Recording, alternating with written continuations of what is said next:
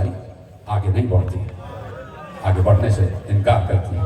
हुसैन ने दूसरा घोड़ा, तीसरा घोड़ा, बार बार घोड़े बदलते गए, कोई सवारी भी आगे न बढ़ी। तो एक बार हुसैन ने उतर के मट्टी को अपने हाथ में लिया, मट्टी को सूंघा, सूंघने के बाद मट्टी को जमीन पर डालकर कहा इन्ना लिल्लाहि व इन्ना इलैहि राजिऊन।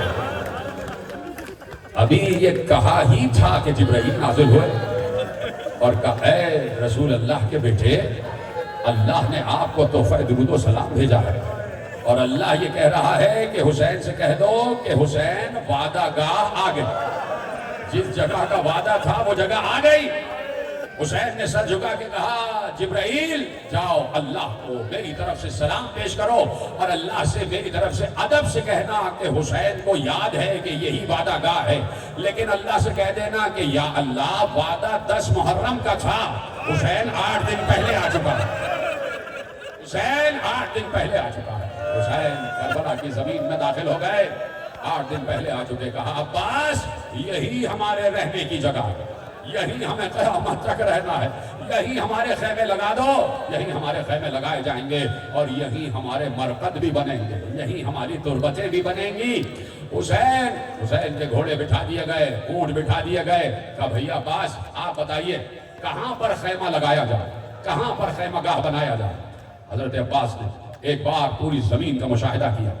कहा मौला ये फुरात की नहर है, वो नहर दरियाए फुरात से कट के आ रही थी और उस नहर को नहर अलकमा कहा जाता है। कहा ये नहर अलकमा है, इसके किनारे हम चाहते हैं कि खेमागाह बन जाए, खेमे लग जाएं। सुनेंगे आप? इमाम हुसैन ने मुस्कुरा कर कहा हाँ अब्बास तुम शेर हो ना, तो शेरों को दरिया की तराई बहुत पसंद होती है, शेरों को नहर का किनारा बहुत अच्छा लगता है। अब्बास ने खेमे लगा दिए, खेमागाह तैयार हो गई, यही रहना है, क़यामत तक यही रहना है। सारा सामान उतरने लगा, सारा सामान उतरने लगा। जैसे ही सवारियों की झनकार की आवाजें बुलंद हुई, दूर कुछ लोग काम कर रहे थे अपनी खेतियों में, अपनी जमीनों पर। उन्होंने देखा एक काफिला आके रुका है और दरिया किनारे रुका है। कहा चलो देखते हैं कौन लोग आए हैं। दूर से देखा कि कोई बड़े घराने के लोग लगते, कोई अमीरुल उमरा घराने के लोग लगते, सवारियों की शान, लिबास की शान। सब चले, चलते चलते करीब पहुंचे तो एक बार हैरान हो गए कि कोई और नहीं, सबने कहा ये तो हमारा इमाम हुसैन है, ये तो फातिमा का लफ्ते जिगर हुसैन है, ये तो अली का बेटा हुसैन है, ये तो रसूल का नवासा हुसैन है। एक बार सब आगे बढ़े, सबने कदम बोसी की, सबने कदम बोसी की। कहा ऐ बनी असद वालों, तुम में कोई ऐसा है जो इस जमीन का नाम बताए? किसी ने आगे बढ़ के कहा इस जमीन का नाम है गाजरिया। क्या इसके अलावा कोई और नाम है? एक शख्स ने आगे बढ़ के कहा इसे शत्तुल फुरात भी कहते हैं। इमाम ने कहा कोई और नाम भी है? किसी ने आगे बढ़ के कहा इसे नैनवा कहते हैं। इमाम ने कहा कोई और? अब ये सारे नाम हुसैन लिखवा रहे, हुसैन को सब पता है लेकिन हुसैन तारीख में लिखवा रहे। कहा कोई और नाम भी है? किसी ने कहा इसे नासिरिया भी कहते हैं, गाजरिया भी कहते हैं, नैनवा भी कहते हैं, शत्तुल फुरात भी कहते हैं। सारे नाम हुसैन ने लिखवाए। हुसैन ने कहा क्या कोई और नाम भी है? अब सब चुप हो गए। भीड़ को चीरता हुआ एक बुजुर्ग आगे आया, जिसकी कमर झुकी हुई थी, जिसकी आवाज जमीन पर खत देती हुई जा रही। उसने कपकपाते हुए हाथों से फर्जंद रसूल को सलाम किया। कहा फर्जंद रसूल इस जमीन का एक और नाम भी है। कहा क्या नाम है? कहा इस जमीन का नाम है करबला, इस जमीन का नाम है करबला। और वो कहता है सुनेंगे? कहा कि आका मैंने सीना बसीना हजारों बरस की रिवायत सुनी है कि ये जमीन किसी को रास नहीं आता, इस जमीन से जो गुजरा है, जो भी नबी गुजरा है उसको जख्म जरूर लगा है। आका यहाँ से आगे बढ़ जाएंगे। हुसैन ने कहा हम तो आए ही इस जमीन को जन्नत बनाने के, हम तो आए ही इसी जमीन की तलाश में। बनी असद वाले आगे आ गए। एक बार हुसैन ने कहा क्या ये 4 मुरब्बा मील की जमीन मुझे बेचते हो? सबने कहा फर्जंद रसूल बेचने का क्या सवाल है, सब आप ही का दिया हुआ है, आपको हिबा करने का नहीं, मैं इसे खरीदना चाहता हूँ। 60,000 दिरहम में, 60,000 दीनार में जमीन खरीदनी। जमीन खरीदी तो कहा फर्जंद रसूल इस जमीन के हिबा नामे में आपका नाम लिख दिया जाए। कहा नहीं मेरा नाम नहीं, मेरे बेटे अली अकबर का नाम, करबला अली अकबर के नाम, अली अकबर की जमीन।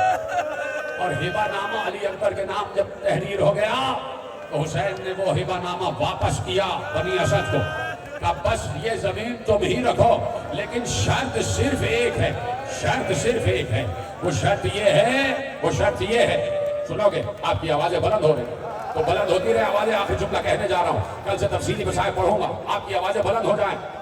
یہ صبح کا وقت عجیب وقت ہوتا ہے، اس وقت تو کوئی ادب سے حسین کہہ دے، خود بخود آنسو آ جاتے، خود بخود آنسو آ جاتے، عجیب وقت ہے یہ، اس لیے کہ فجر سے نزدیک ہے نا، اور فجر کا دوسرا نام حسین ہے، سورہ فجر کا دوسرا نام حسین ہے، اسے سورہ حسین بھی کہتے ہیں، سورہ یوسف کو بھی سورہ حسین کہتے ہیں۔ تو اب تمہاری آوازیں بلند ہو رہی ہیں، خدا ان بلند ہوتی بھی آوازوں پر رحم فرمائے، کہ اے بنی اسد والو، اب سے کچھ دن بعد یہاں لاشیں پڑے ہوئے ہوں گے، یہاں لاشیں پڑے ہوئے ہوں گے، ہاں اس ہبہ نامے کی قیمت یہ ہے کہ ہو سکے تو ہمارے لاشوں کو دفنا دینا، ہو سکے تو ہمارے لاشوں کو دفنا دینا، اور دیکھو یہاں قبریں بنانا، اور تمہارا کام یہ ہے کہ جب بھی کوئی زائر ہماری قبروں کی زیارت کرنے آئے تو 3 دن انہیں مہمان رکھنا، 3 دن۔